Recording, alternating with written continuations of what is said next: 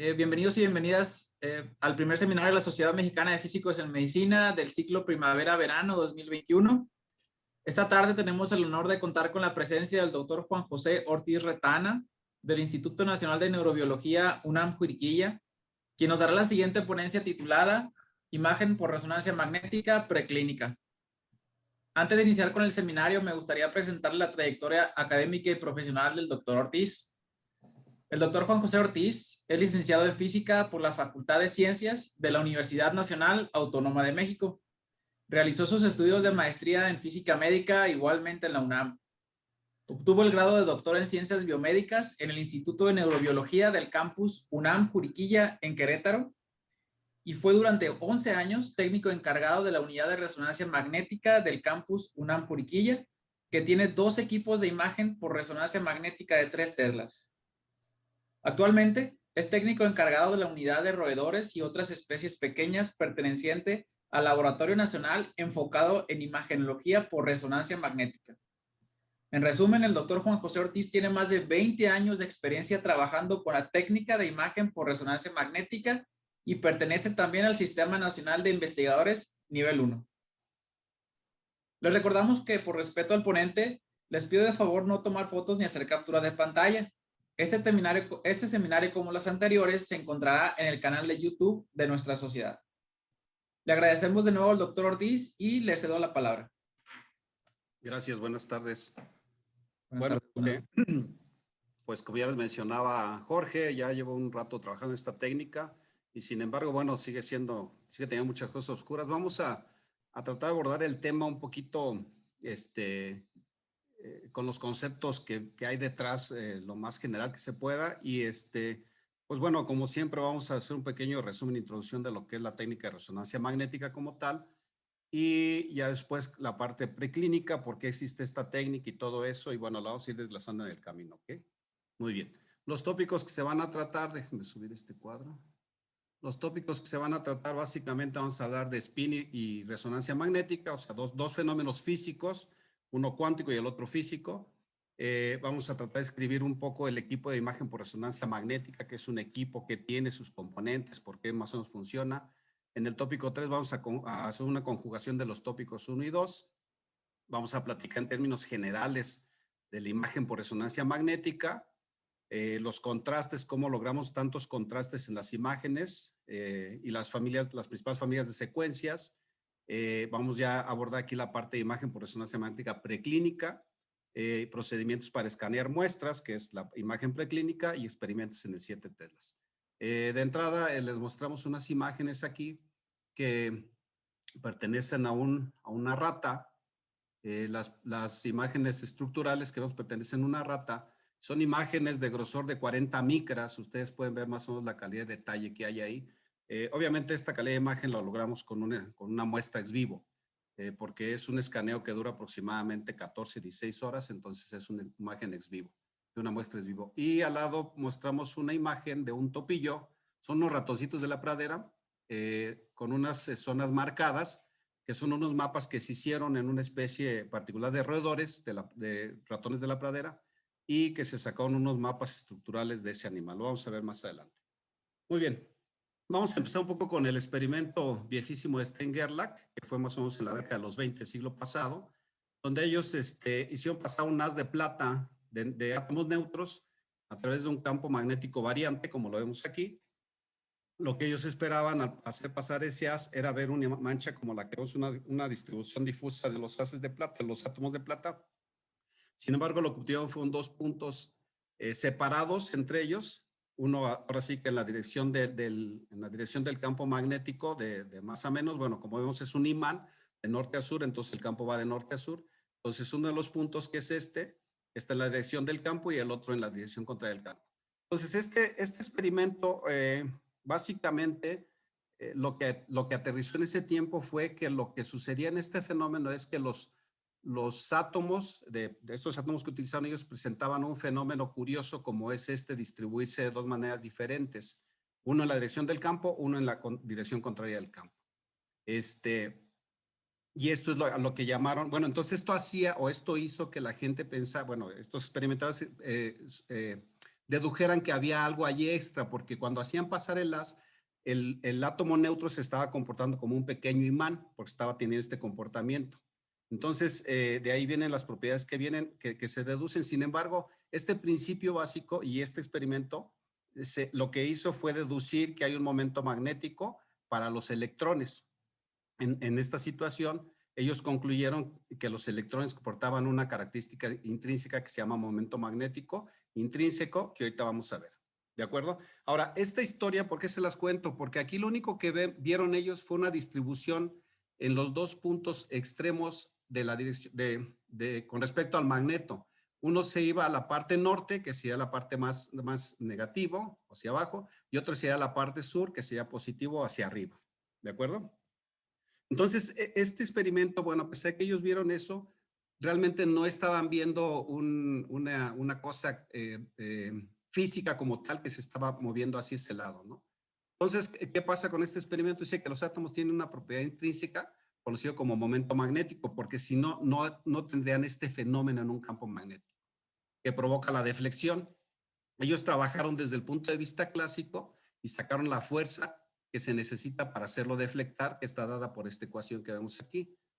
Perdón, por esto, déjenme agarrar un apuntador por acá. Por esta ecuación que vemos aquí, f de z es aproximadamente igual a esto, ¿no? Y entonces la fuerza de deflexión para la dirección z nada más está dada por esto y es donde ellos sacan lo que se conoce el S como spin, y de ahí ya se le quedó el mote a este concepto como spin, o momento magnético intrínseco de la partícula, del átomo como tal, ¿no? ¿Ok? Entonces aquí lo importante es esto, y lo que quiero que notemos es esto. Bueno, esto describe muy bien la deflexión, si estuvimos hablando de que nada más hubiera deflexión hacia un lado. Sin embargo, el fenómeno tiene deflexión hacia los dos lados. Entonces, la descripción clásica se quedó hasta ahí. Entonces ya es donde vienen y dicen, bueno, ok, entonces, el átomo tiene una propiedad característica que se conoce como momento angular intrínseco, S, o spin.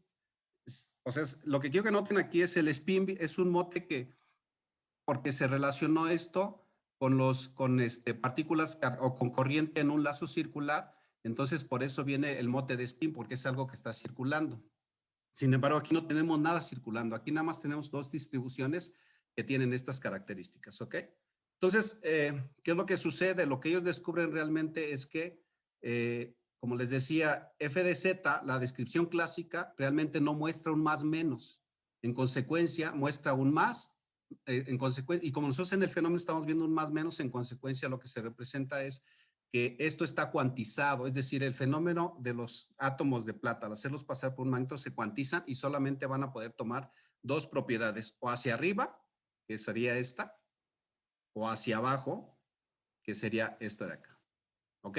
Entonces, fíjense, a pesar de que les comento esto porque he tenido que dar muchas charlas y básicamente van dirigidas a médicos y sin embargo tenemos un problema porque les tenemos que decir que en realidad el protón es el que está girando sobre su propio eje y ese es el spin, lo cual no es real. Lo que realmente vieron en este experimento fue eso, ¿no? Que nada más había dos propiedades a tomar cuando se hacía la deflexión de átomos de plata a través de un campo magnético.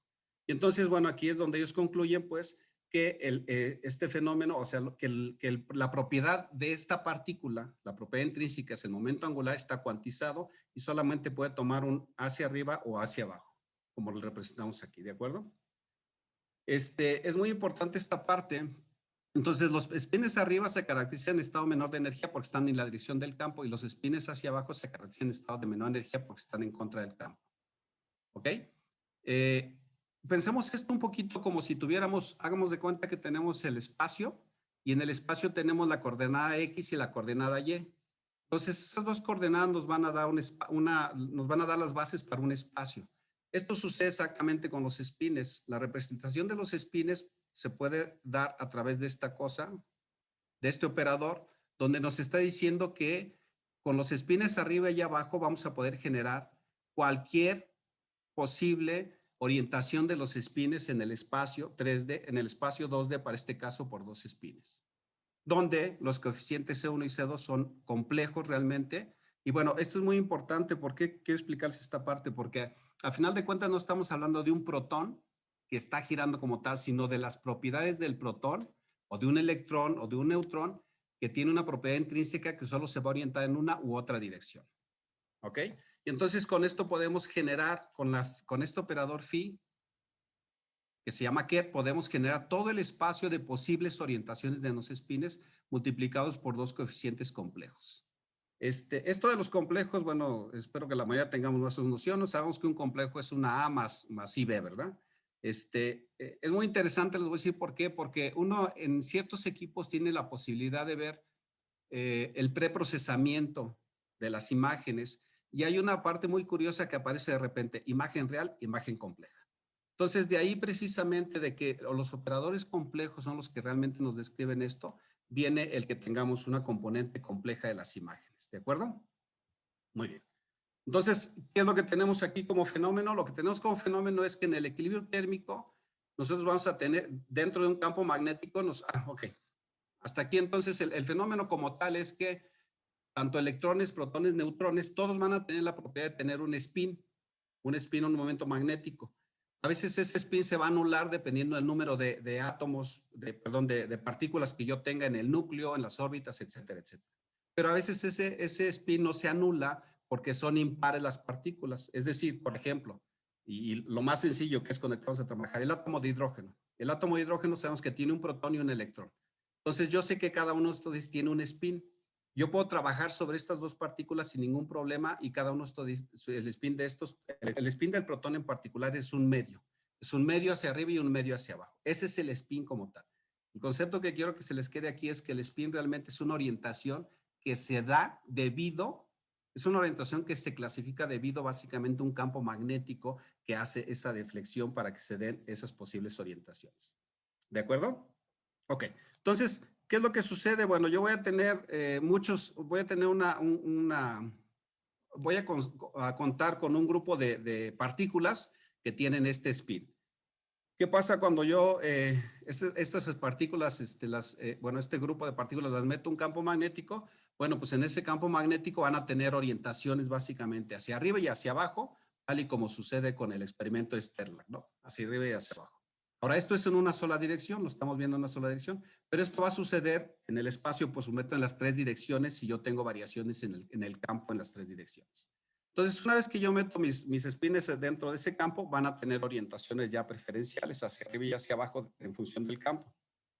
¿Qué es lo que puedo hacer yo? Bueno, yo puedo excitar esas orientaciones. Las puedo excitar de manera selectiva, que es el otro fenómeno que les decía, que es la resonancia. ¿Qué es en sí la resonancia magnética? Bueno, si en un sistema de spines dentro de un campo magnético, algunos pueden cambiar orientación o nivel de energía, que también hablamos de nivel de energía de manera espontánea. Es decir, los que apuntan hacia arriba y hacia abajo se pueden cambiar de manera espontánea sin ningún problema.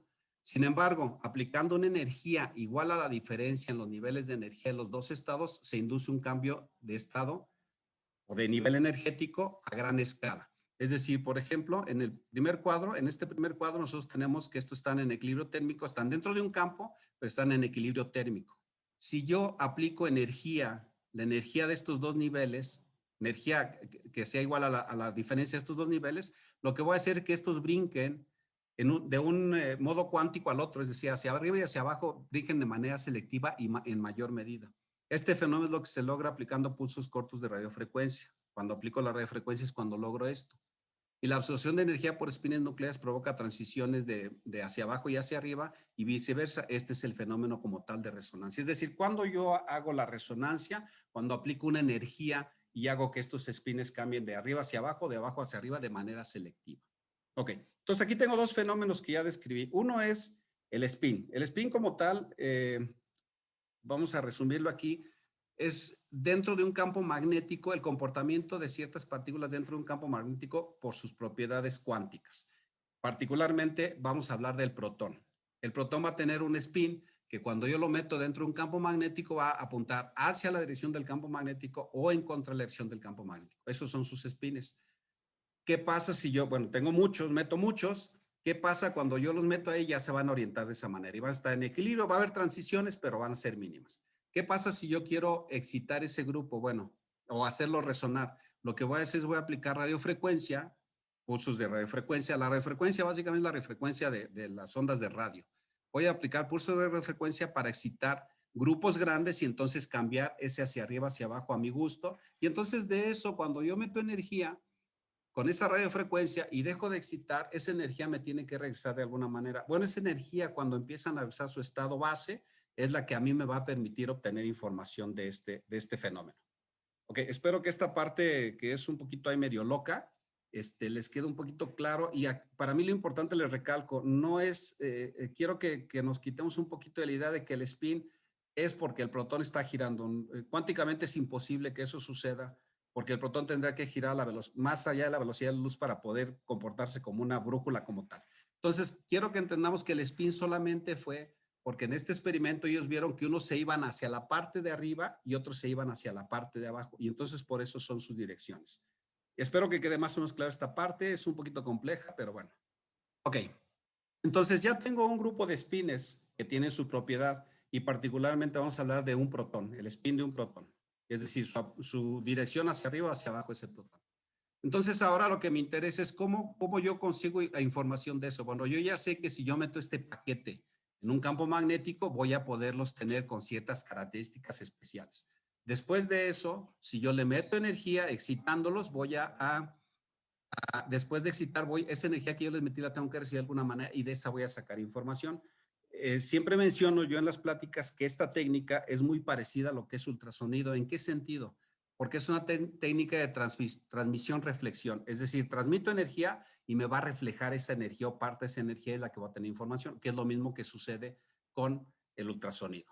Ok, entonces, ¿cómo podemos obtener información de estas dos propiedades que estamos mencionando? Bueno, primero necesitamos un sistema de spins, como lo dice el primer punto.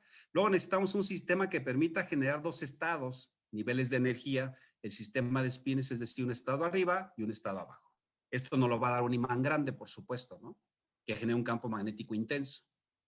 Luego, ahora, aquí, ¿qué es lo importante? Yo podría meterme en un campo magnético intenso, pero necesito hacer una clasificación de cada punto espacial. Entonces, ¿cómo hago esto? Como yo ya sé que esos spins van a tener su comportamiento arriba abajo en función de un campo, voy a meter algo que se llaman gradientes, es decir, voy a meter una variación de ese campo en las tres principales direcciones, X, Z, G de gradiente Z, G de gradiente Y y G de gradiente X.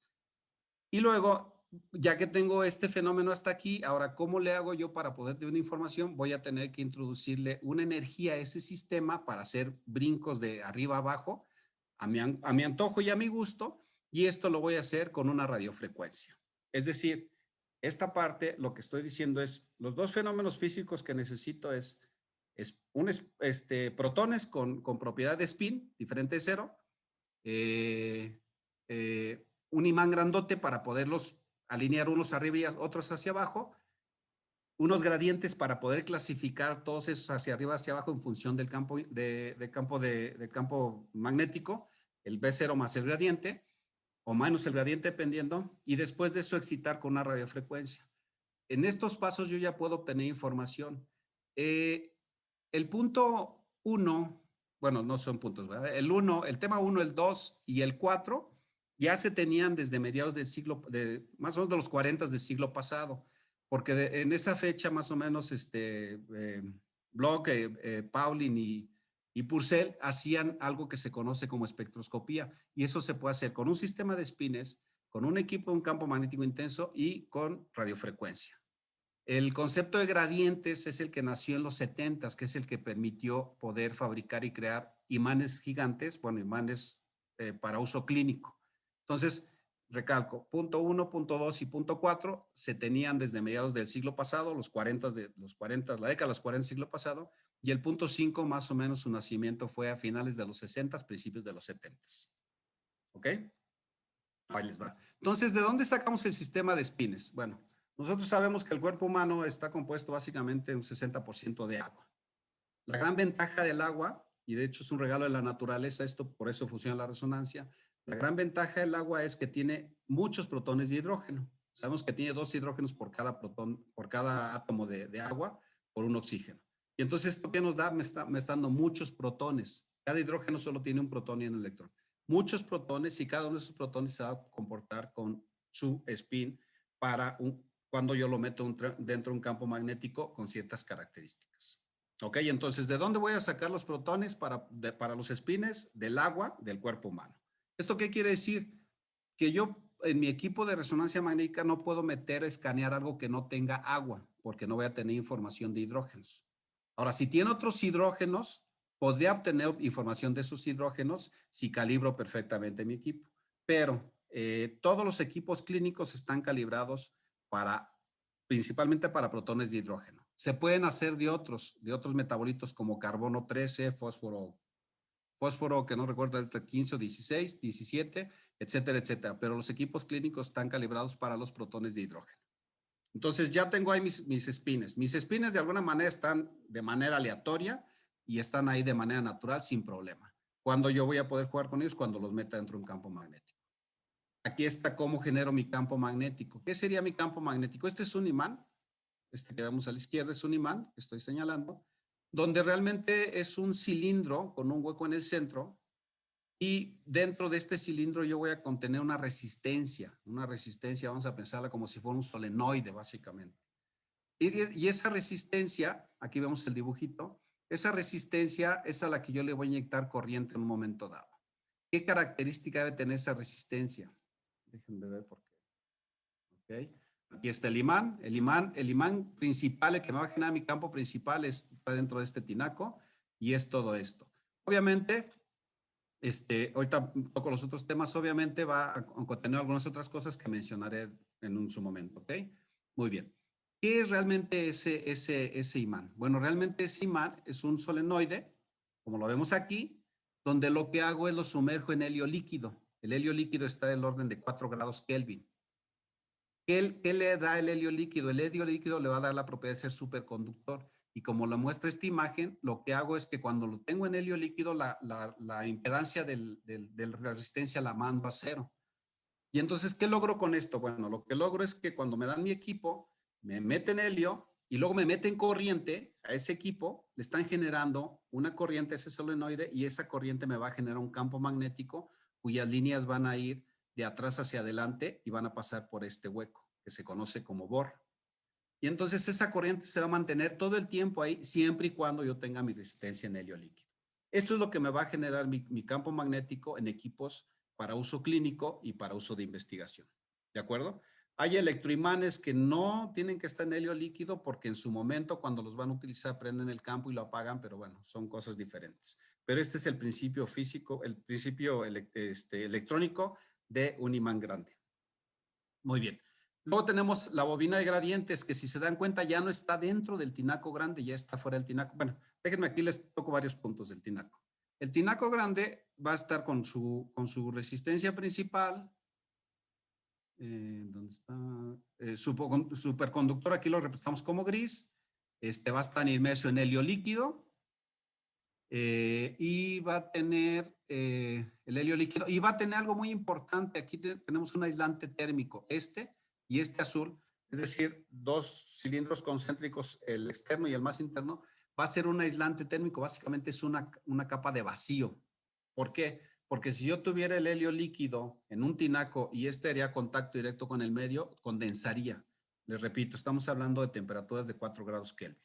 ¿Ok? Entonces va a tener un aislante térmico que es una capa de vacío y bueno, un sistema de Colhead que se llama que nos permite recuperar helio. Son sistemas que uno de sus talones de Aquiles es el helio. El helio es un recurso no renovable y se está agotando. Entonces, bueno, se han mejorado porque más o menos ya les contaban la historia que llevo mucho año en esto. Más o menos los equipos que se tenían hace 20 años gastaban del orden de 500 litros de helio cada 2 meses. Ahorita los equipos que se tienen gastan del orden de 400, 300 litros cada año y medio, 2 años. Entonces se ha mejorado mucho esa parte porque es un recurso no renovable y que se está agotando. Entonces, este es básicamente lo que sucede, ¿no? Lo que tengo ahí. Entonces, dentro de este voy a tener ya fuera del magneto y dentro del hueco voy a tener dos bobinas. Una que se llama bobina de gradientes, que es esta, que aquí corresponde, ahorita la vamos a ver en otro dibujo, y otra que se llama bobina de cuerpo de radiofrecuencia. Vámonos al otro dibujo para que la veamos. Aquí tenemos primero la bobina de gradientes. Como les decía, el fenómeno como tal se debe a la variación del campo magnético. Y entonces esta bobina de gradientes me va a permitir hacer una variación espacial en cada punto del espacio del campo con ciertas características. Y eso lo que va a permitir es que voy a tener una arriba y una abajo con características especiales. Esa es la función principal de la bobina de gradientes. Les repito, esta vino a darle más o menos la tecnología a principios de los 70s. Y aquí lo que tenemos es, ¿qué es una bobina de gradientes? Bueno, finalmente otra vez tenemos unos arreglos de cableado que ya no están dentro del helio líquido, con ciertas características para hacer variaciones, primero en la dirección horizontal o Z, luego en la dirección Y, que es derecha-izquierda, y luego en la dirección X, que es antero-posterior. Con esto yo lo que estoy haciendo es, vamos a verlo así, en cada punto del espacio voy a generar un campo debido a estos gradientes con ciertas características. Entonces, en ese punto, los spines arriba y abajo van a tener una característica especial, es decir, una etiqueta, una huella cada uno de ellos. ¿Ok?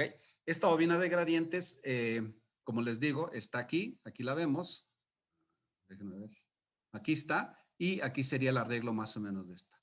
¿Qué es lo que sucede cuando yo voy a un equipo de resonancia? Bueno, cuando yo voy a un equipo de resonancia, siempre, y de hecho hay muchos anuncios ahí, muchos señalamientos y todo, siempre el campo principal va a estar prendido. Es decir, este campo nunca se debe de quitar, porque es carísimo volverlo a levantar. Sin embargo, la bobina de gradientes no va a estar prendida. Esta va a estar prendida, se va a prender única y exclusivamente cuando empiecen a hacer un estudio, porque es cuando me interesa clasificar el espacio. Cuando yo hago esto, realmente lo que estoy haciendo es pasando corrientes muy, muy intensas sobre cada uno de estos arreglos de bobinas. Y entonces, ¿qué es lo que pasa con eso? Lo que pasa con eso es que se oyen muchos ruidos. No sé si alguno ya ha tenido oportunidad de meterse en una resonancia. Realmente lo que escucho, todos esos ruidos que escucho son las corrientes que hacen vibrar realmente estas bobinas o estos arreglos de bobinas, y son corrientes que necesitamos para hacer variaciones de ese campo magnético principal. ¿Ok? El último concepto que necesitamos es la bobina de radiofrecuencia, que aquí la tenemos. Esta es la de gradientes, esta es la de radiofrecuencia. ¿Qué hace la bobina de radiofrecuencia? Bueno, ya vimos al principio que tenemos los spines, que son los hidrógenos del cuerpo. Tenemos un campo intenso que lo da el magneto principal. Tenemos una variación que nos los dan la bobina de gradientes. Y ahora ya tenemos todo ese arreglo bonito. Entonces lo que necesitamos es algo para excitar. Bueno, lo vamos a excitar con la bobina de radiofrecuencias, y con esta es con la que producimos básicamente el fenómeno de resonancia. ¿Ok? Un corte transversal de lo que sería este arreglo sería bobina de campo principal, bobina de gradientes, que ya está fuera del magneto como tal, y la bobina de radiofrecuencia. Aquí tenemos otra bobina que le llaman bobina de transmisión-recepción. Esta bobina de radiofrecuencia en los equipos clínicos es una bobina que está puesta ya como tal.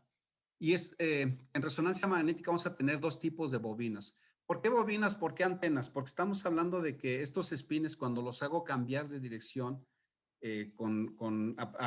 aplicándoles energía de radiofrecuencia, lo estoy haciendo con una bobina. Y cuando recibo esa energía de regreso, también lo tengo que hacer con una bobina, con una antena, como valga la redundancia, porque estamos hablando de radiofrecuencias de ondas de radio, ¿ok?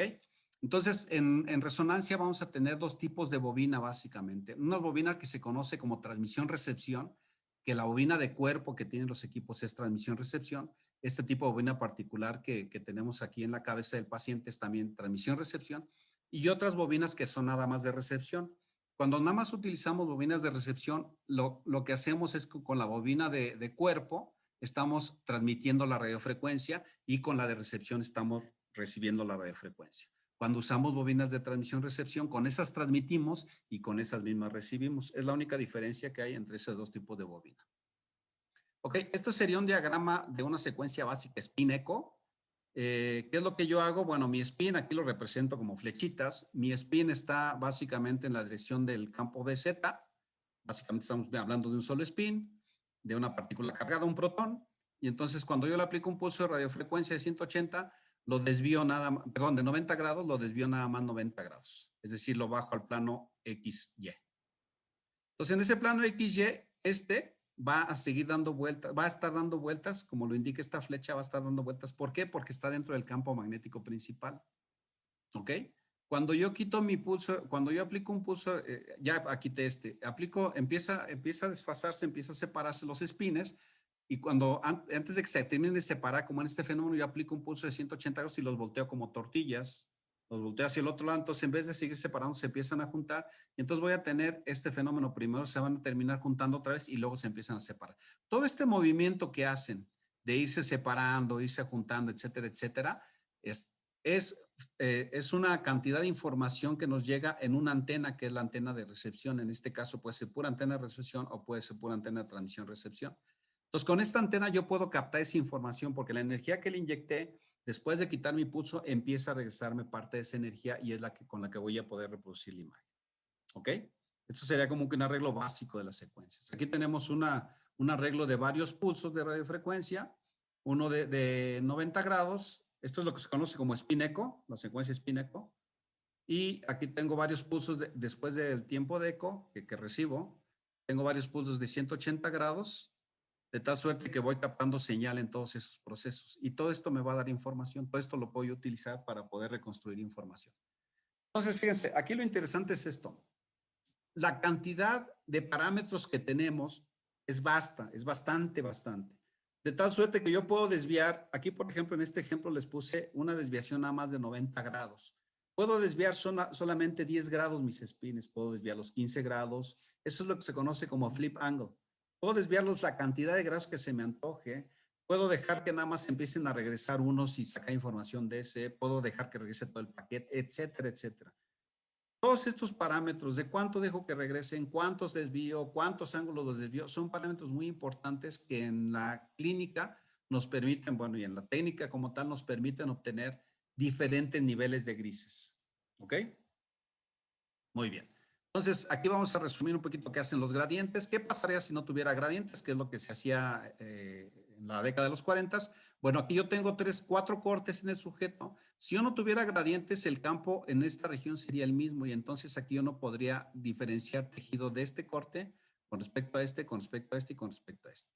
Entonces, ¿qué es lo que hace el primer gradiente? Aquí es aleatorio, dependiendo de cómo yo ponga mis cortes, puede ser primero selector de corte, etcétera, etcétera. Pero bueno, para darlo ilustrativamente va a ser así. Vamos a suponer que el selector de corte, porque aquí están mis cortes, va a ser en el eje longitudinal del paciente, es decir, en esta dirección, ¿de acuerdo? Entonces, ahí está la dirección del campo, que es también la dirección del campo esta, B0. Entonces, aplico un gradiente en esa dirección y lo que me hace es, déjame tantito porque los cines espero que funcionen. Okay. Entonces, aplico, uy, no va a funcionar el cine. Bueno, ok, les voy a platicar. No va a funcionar el cine, no sé por qué. Ok, aplico un gradiente en esta dirección que le llamo gradiente Z y lo que hace es seleccionarme esta banda. Es decir, ya seleccioné un corte. Y aquí está mi corte, ¿de acuerdo?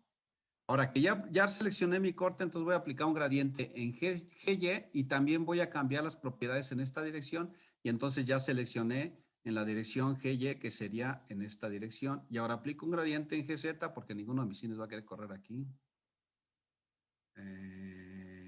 Bueno, aplico un gradiente en GZ y ahora ya varío en esta dirección y entonces ahora cada punto del espacio, cada uno de estos puntos del espacio va a tener un campo magnético específico por los gradientes que apliqué y entonces va a tener una cantidad de spins específico hacia arriba y hacia abajo y los voy a poder citar de manera específica. Así es como clasifica la resonancia magnética los puntos espaciales, aplicando gradientes y entonces excitando con radiofrecuencias que vayan exclusivamente a esos spins arriba y abajo que me interesan. Ah, miren, sí funcionó. No sé si ya lo vieron, ahí está. Ahí está aplicando el otro gradiente y ya está aplicando el otro gradiente, ¿de acuerdo? Muy bien. Entonces, hasta este punto los gradientes me van a seleccionar corte, fase y frecuencia, vamos a llamarle así. Una vez que ya tengo eso, yo voy a generar una señal. ¿Cómo genero una señal? Bueno, voy a transmitir una radiofrecuencia a la región de interés y voy a recibir una señal. Es decir, vamos a verlo como spins así y luego yo las tengo así más o menos alineados en este plano. Luego aplico mi radiofrecuencia, entonces los desvío. Aquí tengo mi flecha roja, cómo se desviaron. Y después de desviar lo que se me antojó con mi radiofrecuencia, los dejo de excitar y entonces me van a dar la señal que viene de la energía que yo les inyecté a esos spins. ¿De acuerdo? Las señales obviamente no estamos hablando de un solo spin, ¿de acuerdo? Estamos hablando de que siempre de hecho la resonancia se caracteriza por ser imagen volumétrica. Por eso a esta cosa se le conoce como voxel. Es decir, la unidad de imagen mínima, en resonancia magnética se conoce como voxel. Entonces, una vez que aplico mi radiofrecuencia, ok, yo voy a aplicar una radiofrecuencia que no sea de una sola frecuencia, va a ser una gama de frecuencias. De hecho, debí de haberles puesto aquí. Es un lóbulo de varias frecuencias los que se aplican. Entonces, obviamente voy a obtener una cantidad también grande de frecuencias. Entonces, lo que yo voy a tener es una señal como este estilo, como esta que vemos al lado izquierdo. Esta señal en realidad se compone, vamos a hacerlo un poco rápido, de varias señales. Fíjense aquí como tengo varias señales con diferentes amplitudes y diferentes frecuencias. Las voy empalmando ellas, es decir, las voy sumando y vean cómo mi señal se hace pues muy feíta, ¿no? O sea, no tenemos ahí nada. Entonces, cuando yo aplico mi radiofrecuencia, yo la aplico con la característica de que tenga todas las propiedades de todas estas de aquí. Déjenme todas las propiedades de todas estas de aquí, es decir, esta longitud de onda y esta amplitud, esta frecuencia y esta amplitud, esta frecuencia, etcétera, etcétera. De tal suerte que cuando yo excite esta región con esta cantidad de frecuencias, pues me vaya a dar la información de todas esas. ¿Qué es lo que me va a hacer la electrónica? Bueno, ya va a pasar a la siguiente. La electrónica lo que va a hacer después es separarme. Es decir, aplico la transformación de Fourier a mi imagen, a mi señal que me dio, que es esta, la transformación de Fourier, y entonces ya me va a separar las diferentes frecuencias y fases, y eso es lo que me va a dar información de cada una de las frecuencias y fases y de dónde vienen cada una de esas. ¿Ok? Entonces, ¿qué es lo que pasa con todas estas onditas que yo tengo acá con diferente amplitud y diferente frecuencia? Bueno, esas onditas las voy a dibujar en algo que se conoce como espacio K, dependiendo de cómo se porten. Por ejemplo, esta ondita que es completamente vertical va a colocarse en el KY. Esta ondita que es completamente horizontal se coloca en el eje KX y así sucesivamente. Esta es la imagen cruda o la imagen en el espacio K. Una vez que ya tengo la imagen en el espacio acá, esta ondita, por ejemplo, que está en este punto y es diagonal, bueno, así es la onda por acá y entonces aquí está en este punto, etcétera, etcétera. Una vez que ya tengo toda esta información, ya llené el espacio acá con todas estas que yo separé con transformación de Fourier, entonces ya llené todo esto, después de haber llenado mi espacio acá completo, entonces ahora ya me paso a una transformación de Fourier en 2D y obtengo ya mi imagen como tal. Esto ya lo hace la electrónica. Tenemos en los equipos de resonancia magnética, todos tienen un sistema especial que se llama reconstructor, es decir, una consola que se dedique exclusivamente a hacer este trabajo, a captar las señales de las onditas o las señales de ondas y transformarse al espacio K y luego mandar una transformación de Fourier 2D y mandar la imagen ya. Esto, repito, lo hace la electrónica. Afortunadamente, nadie tiene que hacer esta parte, ¿ok? Déjenme ver aquí qué pasó, ya no quiere jalar esto. Ok, muy bien. Entonces, aquí el resumen de lo que sería toda esta parte. ¿Qué mecanismos, qué mecanismos generan el contraste en la imagen? Como les decía, son parámetros muy importantes. El número de excitaciones que le doy, la desviación del ángulo que le di a mis espines, puedo desviarlos todo poquito, lo que se me antoje. ¿Cuántos espines pepeno de los que están abajo y los que están arriba? ¿Cuántos agarro de esos? Etcétera, etcétera. Y los parámetros más importantes y la clasificación que se ha hecho básicamente en tres tipos de imágenes que son densidad de protones, relajación transversal y relajación longitudinal. En esta tenemos tiempo de repetición, es el tiempo, cuántas veces yo repito los pulsos que doy tanto de radiofrecuencia como de gradientes. Y el tiempo de eco es en cuánto tiempo yo recibo esa información. Entonces, cada uno de estos tiene variaciones y en función de eso, voy a tener niveles de grises. Más o menos como referencia, la técnica de densidad de protones es una técnica bastante requerida para poder ver estructura ósea. La técnica de relajación transversal T1 es una técnica bastante requerida para ver imagen estructural. En las imágenes pesadas a T1, que así es como las manejan ya en la clínica y en general, las imágenes pesadas a T1, el líquido ni la grasa es brillosa, son grisáceos. Y en la relajación longitudinal T2, tiempos de repetición 2000 milisegundos, tiempo de eco 120, vean las diferencias ahí. En el T1 son 500 milisegundos y 30 milisegundos. En la relajación longitudinal T2, lo que vemos es tejido, bueno, en el tejido vemos líquido y grasa brillante. Entonces, estas son los que nos dan así como que las tonalidades más generales de lo que son las secuencias, ¿no? Y otra técnica muy referida es interfaz entre tejido. Esta es muy importante, la técnica T2 estrella, porque es una técnica que básicamente se usa para obtener imágenes de las cuales se va a obtener información estadística.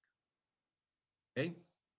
Más o menos, ¿qué es lo que tendríamos? Si se dan cuenta, aquí tenemos, obviamente es un dibujito, pero es lo que pasaría con nuestra imagen. Si yo estoy jugando con estos, TR y T, tengo este contraste en mi imagen. Si yo cambio mis TR, mis T, tendría más nitidez en la imagen, ¿no? Tendría mayor resolución. Entonces, obviamente, esto nos ayuda, ¿no? Para poder ver qué tipo de información queremos sacar de esa imagen. Si yo cambio así mis TR y mi T, pues se va a ver así mi imagen y así sucesivamente, ¿no? Cambiando mis tiempos de repetición, tiempos de... Muchos de estos parámetros ya vienen estandarizados, como lo pongo en la diapositiva de abajo. Vienen estandarizados y puede uno variarlos como quiera, o sea, no pasa nada. Por ejemplo, si yo en el T1 le digo al TR, pues bájate o vete hasta 1500, en vez de hacer un T1 ya estaría pesando más la imagen a un T2.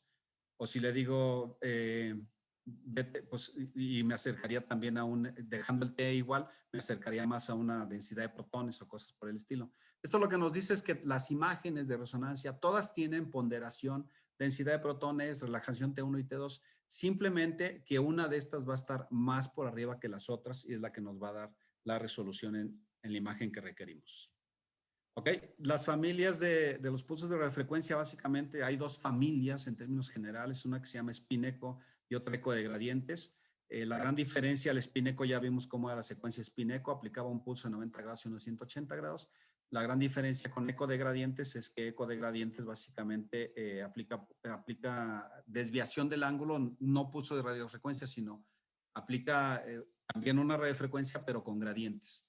Entonces, aquí tenemos las dos familias. Aquí tenemos familias como, por ejemplo, DWI, que es imagen pesada difusión. Ya se me fue mi apuntador. DWI, que es imagen pesada difusión.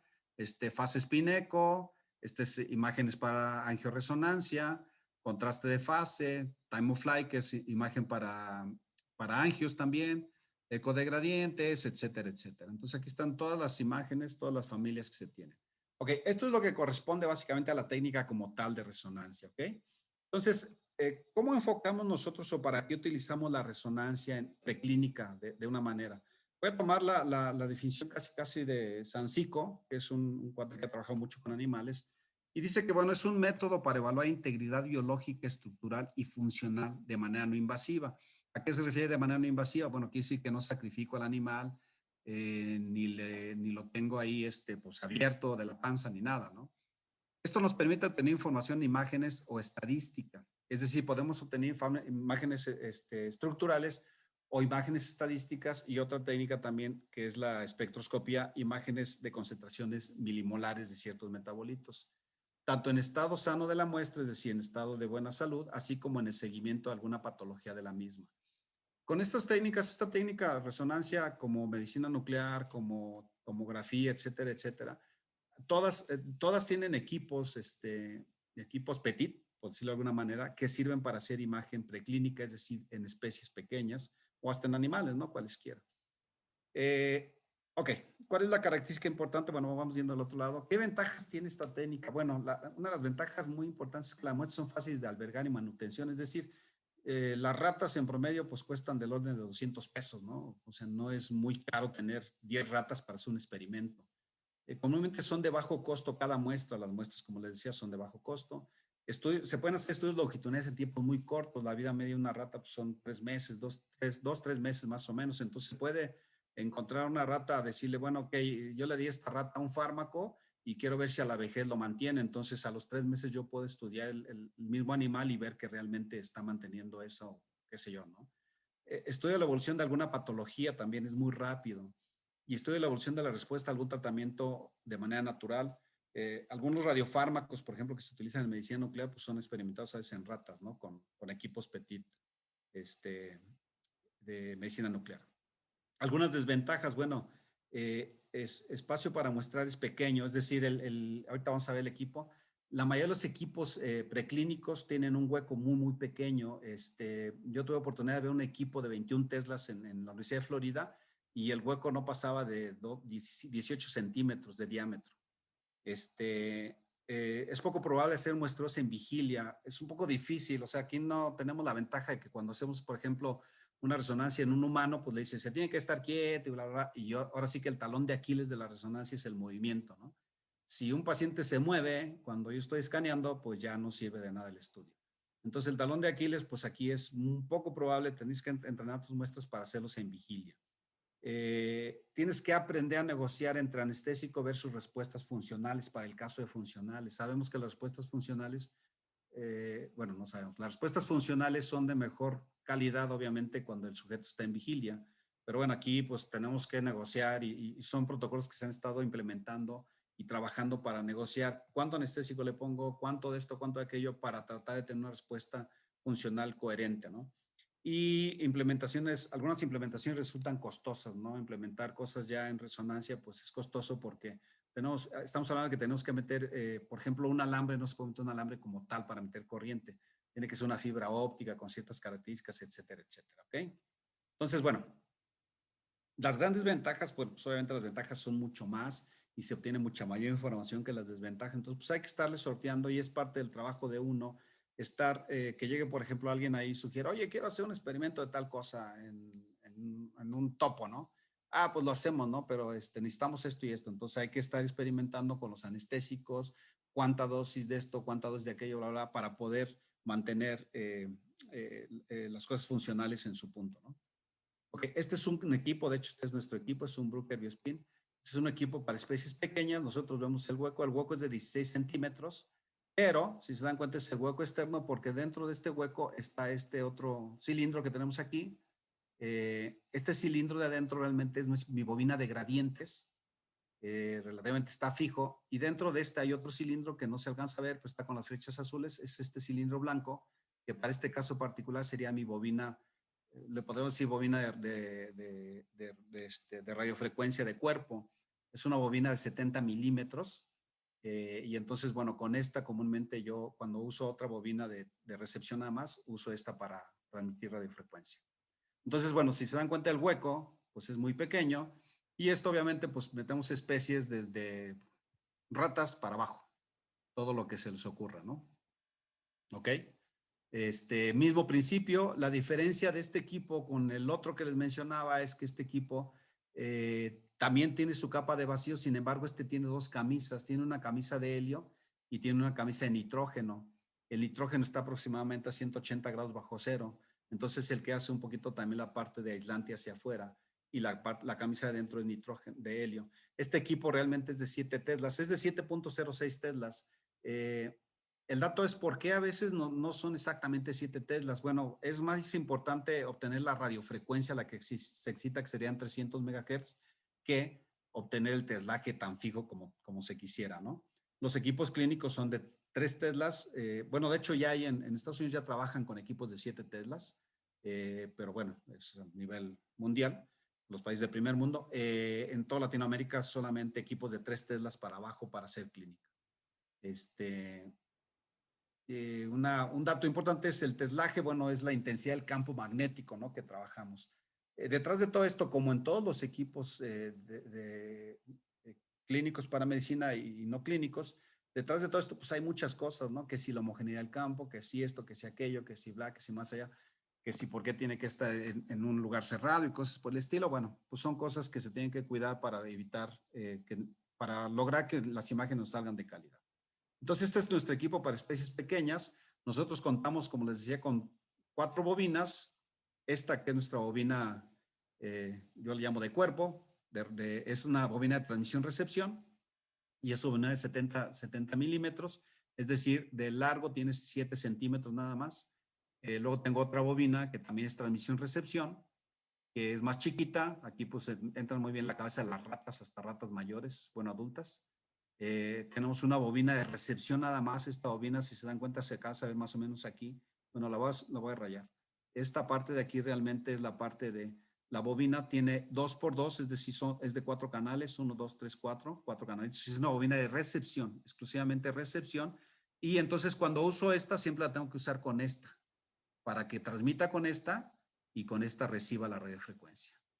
Y por último tenemos, bueno, esta es nuestra perla. Es una bobina que se llama CryoProbe. Este equipo es alemán, entonces probe es de sonda. Esta cryoprobe, si se dan cuenta, es muy pequeñito, apenas, aquí caben muestras apenas de 2 centímetros, de 1.8 a 2 centímetros.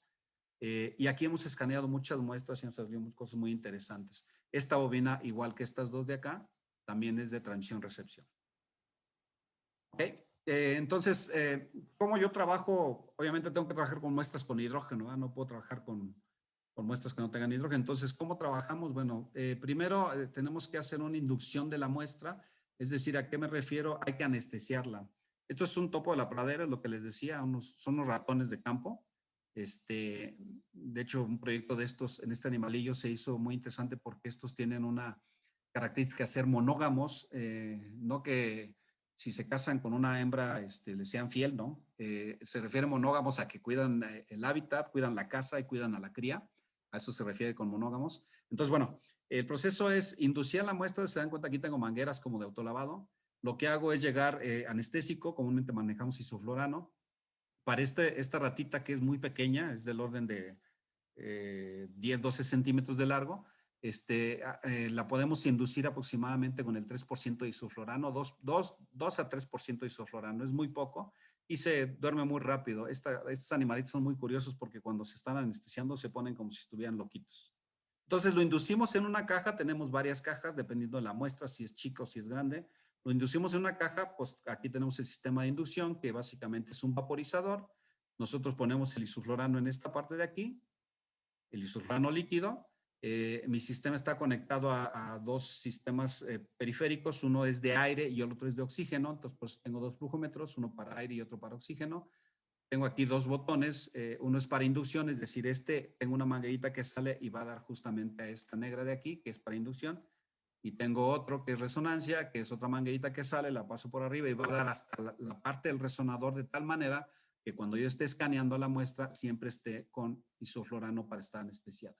Y tengo las llaves que me dan selección de cada uno de los dos sistemas, el regulador, aquí hay que apretar el cero para poderle dar la cantidad de isoflorano que vamos a dejar pasar con el flujo de aire y oxígeno o puro oxígeno, dependiendo del protocolo de cada quien. ¿Ok? Entonces, aquí están los soportes de las muestras o las mesas, por decirlo de alguna manera. Aquí tenemos la mesa, aquí en esta región de aquí que se llama cono para trompa, es donde entra la trompa de la muestra, comúnmente son roedores. Es tanto también aquí tenemos el cono de la muestra, el cono de la trompa. Tanto como realmente son sujetadores, estos los utilizamos para agarrar los incisivos del animal y que no se nos salga, que aún se nos han salido cuando se despiertan. Y en esta región de aquí, tanto en esta como en es donde se pone la muestra.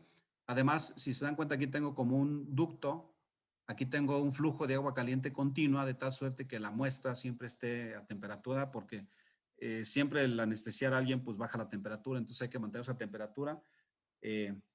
Bueno, estos son dos de los sistemas que tengo para poder soportar las muestras y meterlas dentro de la bobina. Aquí sería meterla en esta parte, ¿ok? Aquí tenemos ya el mismo soporte. Este soporte es exclusivo para la CryoProbe. Aquí tenemos el mismo soporte ya con ciertos aditamentos. Fíjense la diferencia, por ejemplo, de con tengo la guía para el agua caliente, aquí no tengo guía. Entonces, en este caso, para este soporte tengo que usar una almohadilla que también le llega al agua caliente y la hago circular. Este es un sensor de respiración que es muy, muy, muy sensible. Se lo ponemos abajo a las muestras y la respiración la estamos registrando para ver que están vivas. Aquí, por ejemplo, ya tengo el topo puesto en la boquilla, con la mordedera puesta en sus incisivos, etcétera, etcétera. Y lo que tengo alrededor son varias cosas. Déjenme ver si aquí aparece, no. Ok, tengo en la siguiente aparece. Bueno, tengo que es un pulsoxímetro, como tal, o sea, se lo ponemos en la pata, en la cola de la muestra. Tengo que es un termómetro rectal. Tengo esta manguera que es la que me hace llegar agua caliente a es una manguera doble, me hace llegar agua caliente y la circula. Y tengo esta que realmente es esta almohadilla, que es la que nos permite registrar su respiración. Aquí tengo el acomodo de la muestra del topo de la pradera y el acomodo de una rata en otro soporte y usando la bobina de superficie 2x2. Mi sistema de agua tengo un sistema que lo que hace es calentarme agua y estarme la bombeando continuamente cuando lo activo. De hecho, déjenlo paso rápido porque está, ¿ok? Entonces aquí, miren, se da cuenta, aquí lo importante para mí es que vieran esto. que tengo 3 sistemas para estar monitoreando 3 parámetros fisiológicos de la muestra, porque va mucho en función del protocolo de investigación que requiere el investigador y nos dice, yo necesito temperatura, necesito respiración, necesito oxigenación, necesito una oxigenación con tal, porque ahí me responden más las redes neuronales, no sé, X, ¿no? Y entonces, bueno, también tenemos un EEG, pero pues casi no lo hemos usado ese porque no se ha requerido hasta ahora, ¿no? Pero este EEG, pues básicamente son unos electrodos que se le ponen al ratoncito o a la muestra y nos registran el EEG. El EEG en todos los sistemas, hasta en los clínicos, es malito, ¿no? Siempre mete mucho ruido cuando se empieza a escanear. Entonces, todas estas señales las saco a través de un transductor y a través de fibra óptica las saco y las mando a esta computadora, donde si se dan cuenta estoy viendo la pulso-oxigenación. Para este bicho, pues ya parece que tiene COVID porque ya tiene 84. Y la respiración de la muestra, ¿no? En muestras pequeñas, comúnmente las respiraciones andan arriba de 80, 90. Y depende, repito, depende del protocolo. Por ejemplo, hay una chica que está haciendo doctorado que sus muestras las lleva hasta respiraciones de 20. Le digo, bueno, tus animales de acá están muertos, pero bueno, su protocolo y ella sabe por qué está haciendo así. Entonces, esto nos sirve mucho porque estamos monitoreando la muestra acá durante el tiempo de escaneo. Y bueno, las experiencias pues han sido que a veces una muestra aparentemente ya no respira, la sacamos y empieza a respirar, entonces cosas como el estilo entran en paro, cosas así, ¿no? Ok, aquí está la consola de operación, aquí pues bueno, veo unas imágenes, perdón, le enseño con el dedo como si vieran mi dedo, ¿eh? La consola de operación del lado derecho y el botón, el control de botones del lado izquierdo, perdón, y el control de botones del lado izquierdo. Ok, entonces, el proceso de hacer imagen preclínica no es exclusivo de resonancia, existe medicina nuclear, existe tomografía, existen todos. Por muchas razones, porque nos permite hacer estudios longitudinales en corto tiempo, porque las muestras son relativamente fácil de mantener en un sitio, pero también nos enfrentamos a reto, el reto mayor que se tiene con esta técnica preclínica es tratar de mantener a la muestra lo menos anestesiada posible, de tal suerte que la actividad que podamos registrar sea tan real como sea posible. Entonces, muchos protocolos están trabajando con base en su iniciativa de protocolo, están trabajando en optimizar los medios de anestesia para que la muestra se mantenga lo más despierta posible, pero sin que se nos mueva, ¿no? El reto máximo que tenemos con esta técnica va a ser ese. O sea, repito, aquí no estamos como cuando le decimos al sujeto, pues no te muevas porque así, asado, sino aquí estamos ante el reto de que pues tenemos que anestesiarla porque va a ser difícil sin anestesia. ¿Ok? Entonces, aquí algunos trabajos, por ejemplo, se hizo un trabajo ya no veo aquí el título, pero bueno, ustedes espero que sí lo vean bien. Déjenme si. Bueno, se hizo un trabajo que es Resting State. Resting State es una técnica especial donde lo que se ve es actividad funcional del cerebro en estado de reposo, es decir, sin que haga ninguna tarea. Entonces, con esta técnica lo que estamos tratando de hacer en el topillo de la pradera, sacar unas redes neuronales ya clasificadas. Por ejemplo, aquí se logró clasificar las componentes sensoromotoras, la red modo de Faure, la red saliense, la hipocampo entorrinal y el estriado anterior. Este análisis solamente se hace fuera de línea, no se hace en la resonancia. Nosotros lo que obtenemos son las secuencias y se hizo también un template. Esto se hizo con una secuencia pesada T2, a T1, perdón, con una secuencia pesada T1 y se hace un template del cerebro que es una mascarilla donde nosotros vamos a montar estos resultados. Estos resultados son estadísticos, ¿ok? Entonces, este es del Prairie Valley, es decir, del topillo de la pradera que les mostré mucho ahí en la plática, ¿ok? Otro investigador estuvo haciendo algo con la técnica de imagen por difusión, que les digo, son muchos temas aquí, digo, si me invitan otras les toco todas las técnicas que hay. Hizo un experimento en un proceso de desmielinización, remielinización. Aquí lo que estaban buscando es qué tantos cambios había con una patología que ellos le producían con cierto fármaco y qué tanto se regeneraba la mielinización en ciertas, básicamente está dirigida al pedúnculo cerebeloso, ¿no?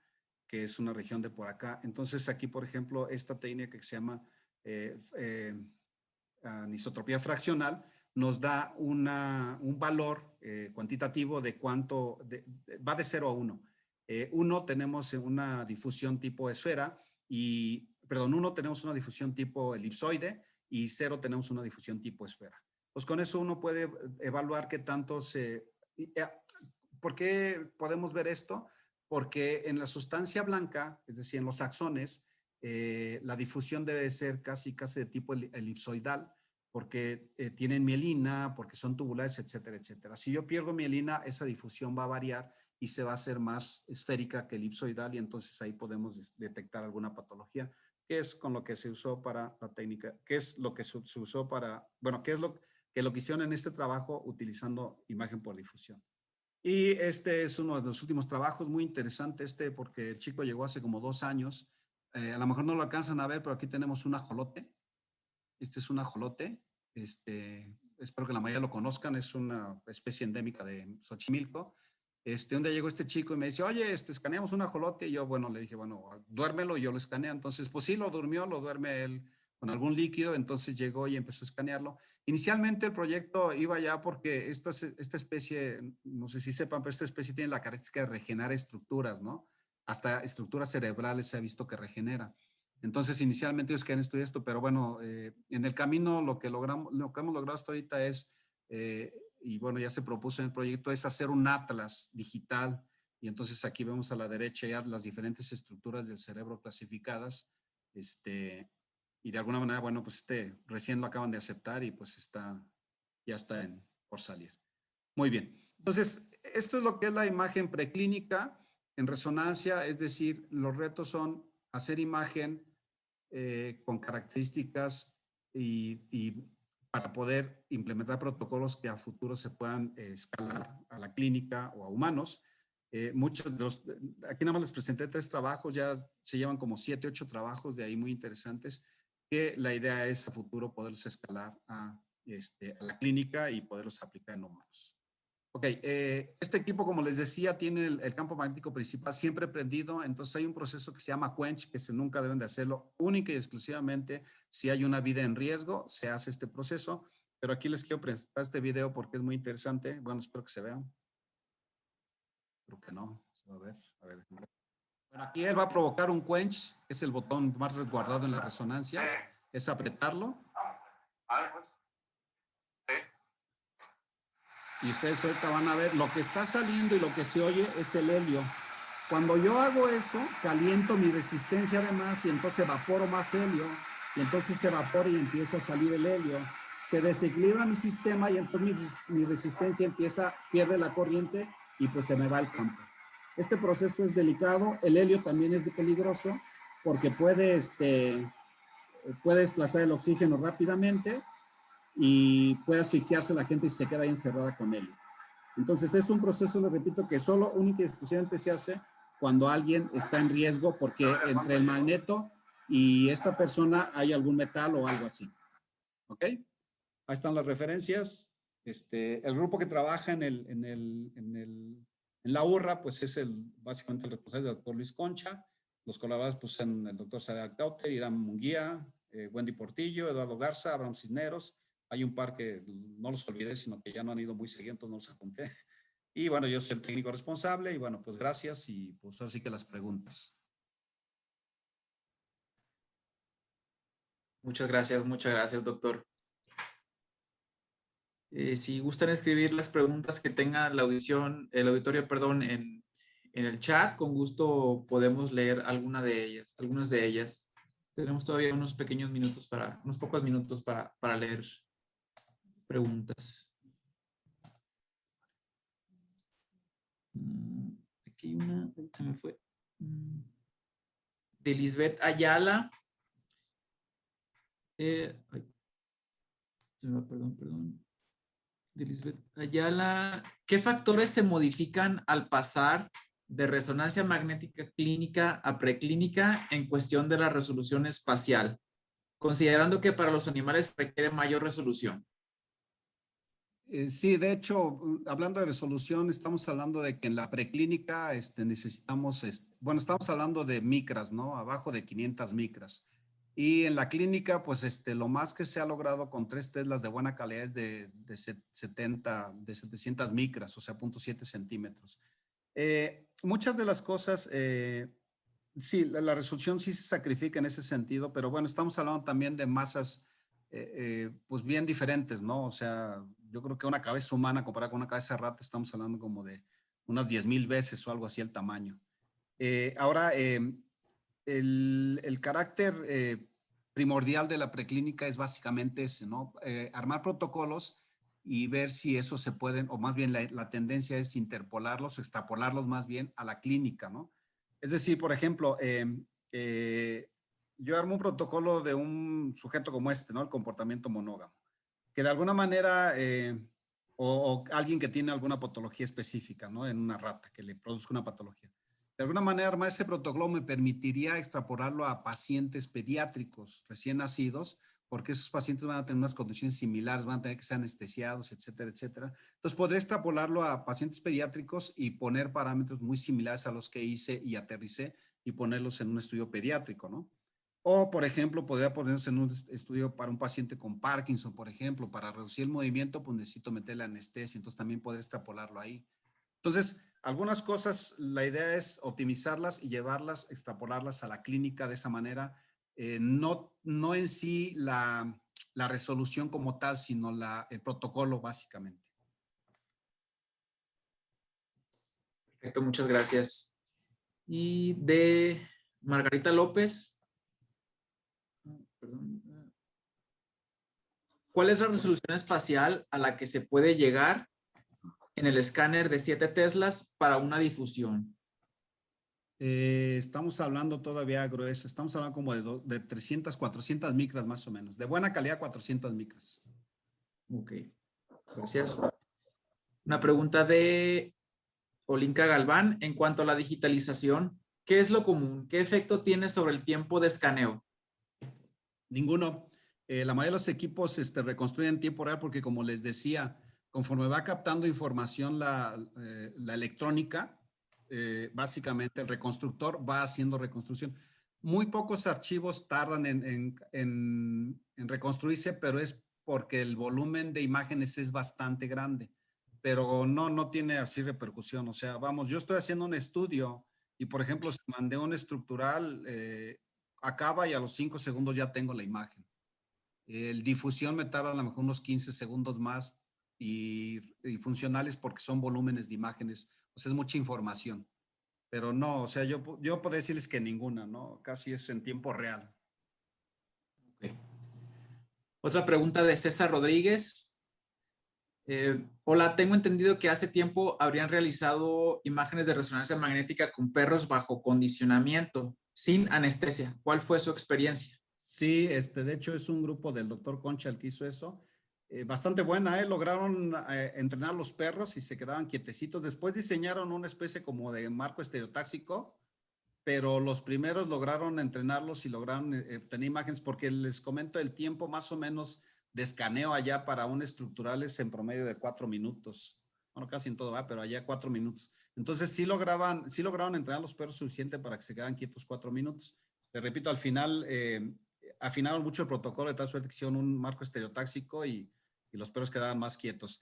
Yo tuve la fortuna de hacer changos, pero obviamente arriba, en el equipo de arriba, de 3 teslas, pero obviamente anestesiados. Entonces, pues sí, en perros despiertos sí se logró. De hecho, hay gente en el mundo que intenta entrenar ratas o algún espécimen especial, una especie pequeña, intentan entrenarlos para que despiertos les hagan el escáner, pero bueno, no son muy exitosos la mayoría. Perfecto. Otra pregunta de Oscar Billy. ¿Realizan estudios de postprocesamiento como relaxometría? Sí, sí, correcto. De hecho, se hace en la misma consola, sí tienen la facilidad de hacerlo ahí. Una pregunta de Víctor Lara. ¿Hay mucha diferencia entre resolución espacial de la resonancia magnética clínica comparada con el CT, la tomografía computarizada? Ah, más que diferencia, porque aquí tú la das con base en la matriz y el campo de visión, o sea, tú das la resolución. Más que diferencia, digo, si estamos hablando de parámetros de píxel y voxel, ¿no? Eso lo da la matriz y el campo de visión, el FOV. Más que resolución, yo creo que su pregunta era enfocada de qué tanto tenemos de información en una y otra. La verdad es que en tejido blando, resonancia, pues sí se lleva de calle a tomografía, ¿no? O sea, tiene mayor detalle, la verdad. Pero no son técnicas excluyentes, al contrario, son incluyentes en el sentido de que, por ejemplo, una técnica que se llama gamma knife, utiliza tanto resonancia como tomografía y en ocasiones angio cuando es vascular la patología, y las fusiona de tal suerte que con las tres se ayudan para poder evitar radiar zonas elocuentes. Entonces, te puedo decir que en cerebro, la verdad que en cerebro resonancia ha crecido mucho y el nivel de detalle es bueno comparado con tomografía. Pero estoy hablando de detalle, no resolución. Resolución tiene que ver, yo puedo cambiar matriz y campo de visión y con eso cambio mi resolución. Estoy hablando de detalle básicamente en tejido. Sí, el tejido, en detalle en tejido sí es un poquito más alta resonancia, básicamente en cerebro, por decirlo de alguna manera, ¿no? Perfecto. Una pregunta de Lisbeth Ayala. ¿Han implementado algún protocolo preclínico con gadolinio? Hubo dos intentos, nada más que hubo algunas situaciones que surgieron en su momento y ya no se avanzó. Desafortunadamente, a veces, pues bueno, llegan así como que con muchos ánimos y como ven que no sale la primera, a la segunda, a la tercera, pues abortan y ya no quieren hacer las cosas. Este proceso, como todo, pues tiene sus pros, ¿no? Y entonces hay que estar afinando mucho ese tipo de cosas. Sí hemos usado gadolinio y aquí lo más difícil del gadolinio es la administración. Miren, déjenme regreso rápidamente para enseñarles. Aquí está. Miren, aquí, por ejemplo, de esta parte, que es la parte más externa del magneto, al centro, que es donde se debe poner la muestra para que tengamos el campo más homogéneo, son 40 centímetros. Entonces, el problema es hacer un buen diseño para poder poner el gado lo más cerca de la muestra, para que cuando lo inyecte, pues le inyecte arriba solución y meta la muestra, etcétera, etcétera. Eso nos ha complicado el uso de gadolinio. Pero desafortunadamente aquí lo que podría decirles es que como no ha habido alguien que realmente diga sí, y lo quiero hacer y vamos a implementarlo, no se ha implementado, la realidad sea dicha, no se ha implementado al 100%. Okay. Yo tengo una pregunta. Sí. ¿Cuál cree usted que sea el futuro de la resonancia magnética o cómo ve la resonancia magnética en el uso clínico, preclínico en 10, 15 años más? Mira, la verdad que ha crecido mucho. De hecho, yo me entusiasmé con la compañía Bruker, que es la que nos vendió la que vendió este equipo, porque ellos ahorita creo que acaban de implementar una fusión de resonancia preclínica con un PET preclínico en el INCAN. No sé si sea cierto, porque yo me enteré ahí por Bruker. Y entonces yo me entusiasmé mucho porque esta chica que vendía, bueno, que estaba en Bruker me ofrecía, digo, no, pues sí, sí se puede, pero obviamente estamos hablando de que el BOR está grande. Si se dan cuenta, ahorita viene empujando y viene muy emocionado el asunto del MRPET. Un poquito por lo que te mencioné hace un rato, ¿no? La resolución, el detalle del tejido es más en resonancia que en tomografía.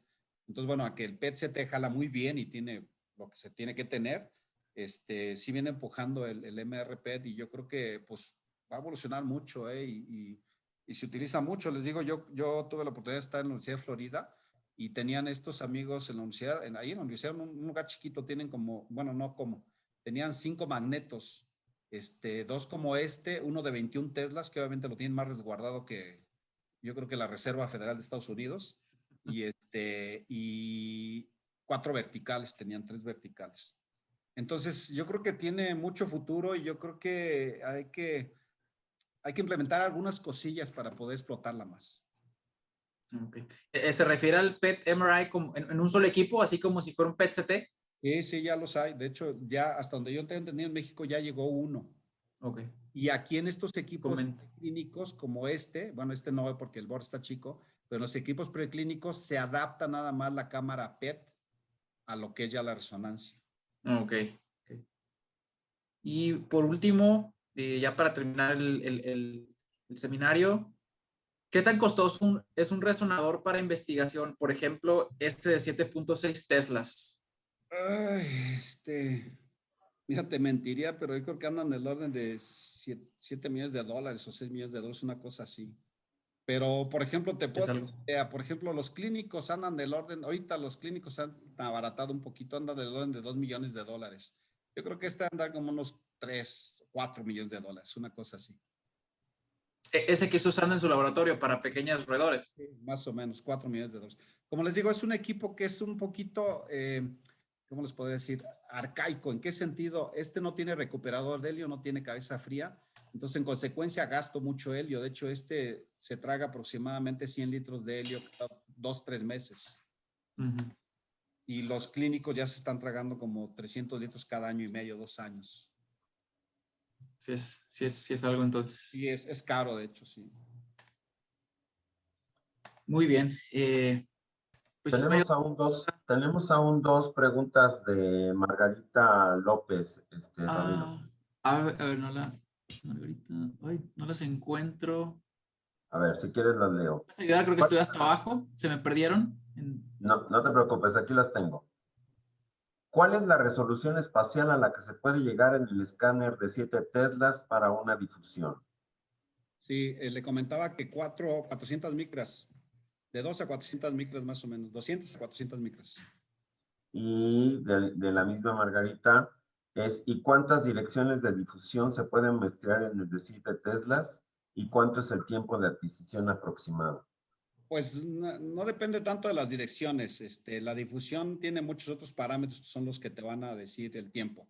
Pero, por ejemplo, hay difusiones que te pueden durar hasta, por ejemplo, para hacer un FA como el protocolo de este chico que salió su paper, esa es una difusión que te dura 5 minutos. ¿Cómo era la otra pregunta? O sea, la misma pregunta, pero... ¿La resolución de un 7 Teslas? ¿Y cuánto es el tiempo de adquisición? El tiempo aproximadamente 10 minutos para una buena difusión y el número de direcciones, pues realmente podemos alcanzar un número alto. Nosotros hemos jugado hasta, el estándar de oro realmente es jugar con menos de 60, pero aquí se han jugado protocolos porque están probando otras cosas en nervio óptico con direcciones hasta de 150. Perfecto. Perfecto. Okay. ¿Alguna otra pregunta? ¿Alguna que se nos haya escapado, Linka? Estoy leyendo aquí. ¿Tienes tu micrófono? Hay un comentario de Liz.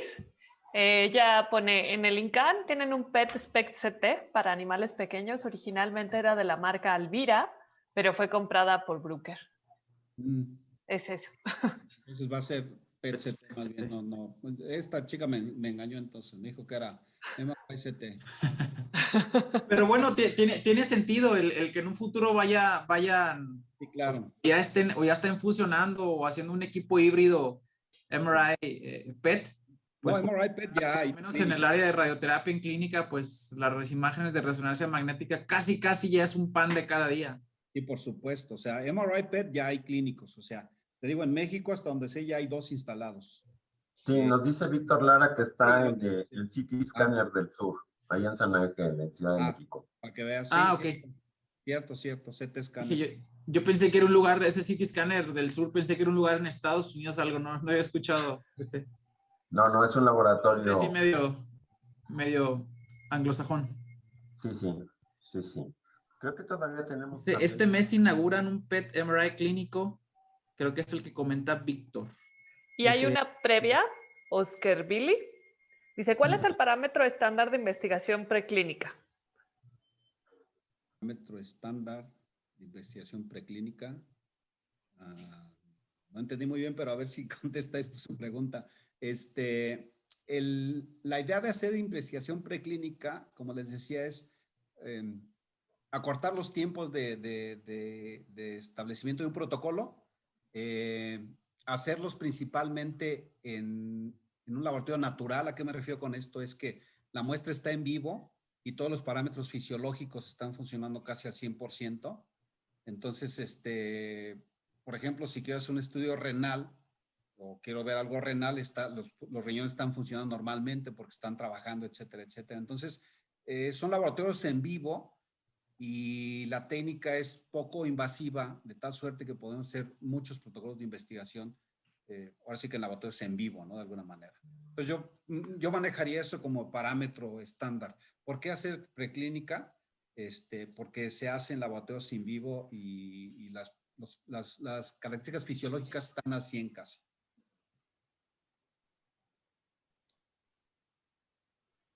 Sí, no sé si hay alguno más que se nos escape. Por aquí Víctor nos dice de nuevo que ayer inauguraron el de CT Scanner del Sur. Razón es noticia fresca. Recién salida. Sí. Bien. Pues Excelente. si no hay, pedimos una disculpa si es que se nos pasó alguna pregunta. Y bueno, pues Jorge, tienes la palabra. Claro que sí. Pues agradecemos de nuevamente al doctor Juan José Ortiz Retana por el interesante seminario. Y antes de terminar la sesión, tengo el gusto de presentarles el siguiente seminario que será impartido por el maestro en ciencias, José Alejandro Rojas López, el cual se titula Experiencia personal en el programa de residencia clínica supervisada para físicos médicos en el Instituto Zunino de Argentina. A continuación les voy a dar un resumen breve de la ponencia. La formación de especialistas en física de la radioterapia conlleva una trayectoria que incluye estudios de maestría después de una licenciatura en física y el entrenamiento clínico supervisado. Esta última etapa otorga al físico médico las habilidades prácticas para fungir en centros y hospitales de especialidad que aseguren la eficacia, seguridad y calidad de los procedimientos clínicos.